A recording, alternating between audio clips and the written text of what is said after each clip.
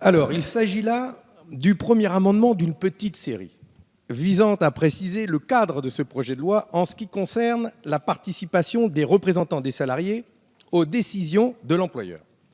En l'état, le champ de l'habilitation est vaste et particulièrement flou. Nos interrogations, monsieur le rapporteur, madame la ministre, sont sincères sur les intentions de ce texte. Peut-être d'ailleurs pourrions-nous avoir davantage de précisions de votre part, madame la ministre. Il est ici proposé que le Gouvernement prenne par ordonnance toute mesure déterminant les conditions dans lesquelles les représentants du personnel peuvent être mieux associés aux décisions de l'employeur dans certaines matières. Je cite les termes du texte, être mieux associés dans certaines matières. On ne saurait faire plus flou. Chez moi, en patois, on dit il ne faut pas me dire minou pour comprendre minca, ce qui veut dire il ne faut pas me dire miaou pour comprendre que c'est un chat.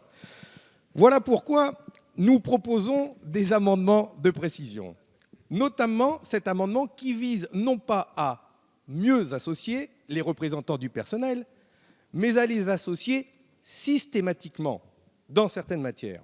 En effet, nous considérons qu'il est important de systématiser la participation des représentants du personnel à la prise de décision de l'entreprise si nous voulons consolider le dialogue social.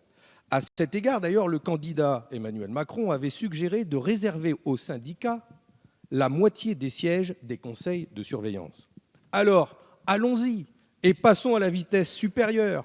Réformons en profondeur en faveur du plus grand nombre et envoyons donc aujourd'hui, mes chers collègues, un signal fort pour vraiment renforcer le dialogue social comme vous le prétendez, car c'est à partir d'une conception plus équilibrée de l'entreprise, avec un système de cogestion, que nos entreprises pourront prendre les meilleures décisions pour elles, pour les salariés, comme pour notre pays.